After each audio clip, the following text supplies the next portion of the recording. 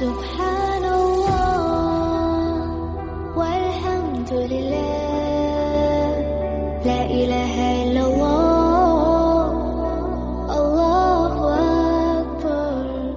آدمی بیوی کی اطاعت کرے گا لیکن ماں کی فرما برداری نہیں کرے گا، بیوی کی ڈیمانڈ پہ فوراً بھاگ کے جائے گا، لیکن ماں دوائی کا بھی کہہ رہی ہوگی تو ٹال مٹول کرتا رہے گا، کل پرسوں ہفتے گزر جائیں گے۔ ماں کے ساتھ جانا اس کو پسند نہیں ہوگا، ماں کی خدمت میں رہنا، اس کے پاس بیٹھنا اس کو پسند نہیں ہوگا۔ ماں دھکے سے بیٹوں کو بیٹیوں کو اپنے پاس بٹھائے گی لیکن بیٹھنا پسند نہیں ہوگا۔ وہ ادنا صدیقہ ہو وہ اقصی ابا ہو، دوستوں کے ساتھ بیٹھ کے گپ شپ لگانا مرغوب ہوگا، باپ کے ساتھ بیٹھنا پسند نہیں ہوگا۔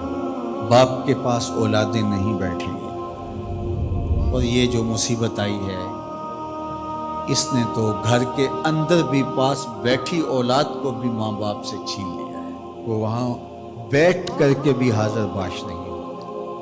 آپ کو اس دن میں نے درس قرآن میں جو مضمون رکھا تھا اس میں ایک لفظ تھا وَبَنِينَ شَهُودًا، وہ بیٹے جو حاضر باش ہوں وہ نعمت ہوتے ہیں، جو باپ کی خدمت میں بیٹھے ہوں، باپ کے پاس بیٹھتے ہوں، باپ کے ساتھ جڑے رہتے ہوں، وہ نعمت ہوتے ہیں۔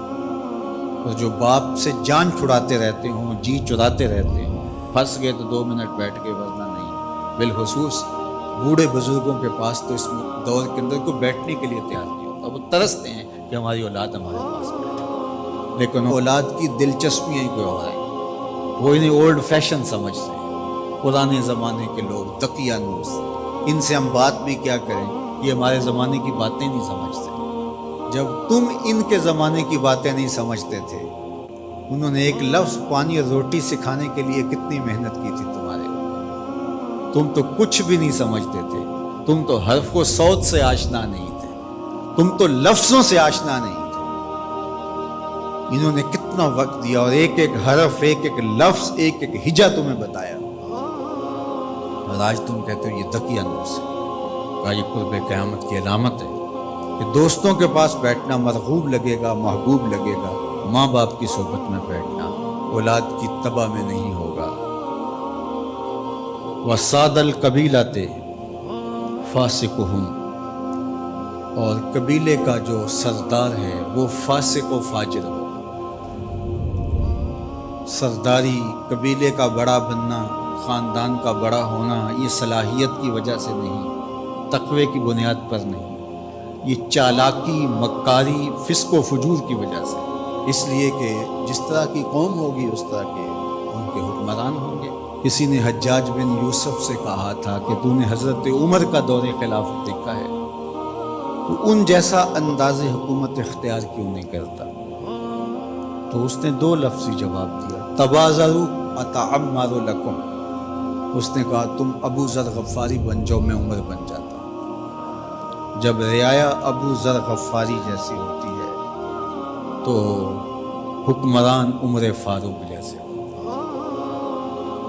جب ہم چور ہوں گے، ہم خائن ہوں گے، ہم بدکار ہوں گے تو اوپر رحمتوں کی چھتڑیاں تو نہیں تانی جائیں گی، اوپر کی طرح یہی کچھ ہوگا۔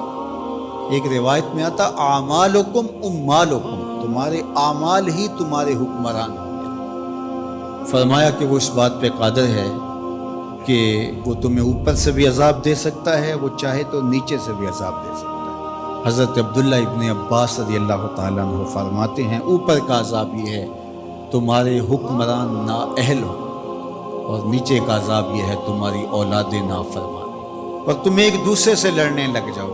ایک خاندان کے لوگ شریکہ برادری کے نام سے ہر وقت ایک دوسرے کے ٹو میں رہیں، یہ عذاب نہیں تو اور کیا ہے؟ ہر وقت بھائی بھائی کو نقصان پہنچانے کے چکر میں رہیں، بہنیں اور بھائی آپس میں ایک دوسرے کے دشمن بنے کھڑے ہو، ہمسایہ ایک دوسرے کی عزت کو اچھالنے کے لیے تیار کھڑا ہو۔ محلہ راحت کا سامان ہونا چاہیے، لیکن محلہ آپس میں ایک دوسرے کی عزت کو پامال کرنے کے لیے تلا ہوا۔ خاندان، برادریاں جو کہ وحدت کی علامت ہونی چاہیے، یہ ایک دوسرے کو اذیت دینے کے لیے، تکلیف پہنچانے کے لیے، ٹو میں رہنے کے لیے کسی کے عیب کو اچھالنے کے لیے، کسی کی بہن بیٹی کی آبرو کو اچھالنے کے لیے ہر وقت اسی چکر میں ہو، تو کیا یہ عذاب نہیں ہے کہ تم اپنے گھر میں بھی محفوظ نہ ہو؟ خاندانی لڑائیاں، شریکہ برادریاں، ان کی باہمی لڑائیاں، یہ فرقوں کی لڑائیاں، سیاسی جنگ و جدل، یہ کیا ہے؟ یہ اللہ کے عذاب کی ناراضگی کی صورت ہے۔ اللہ تعالی ہمیں سچی توبہ کی توفیق دے۔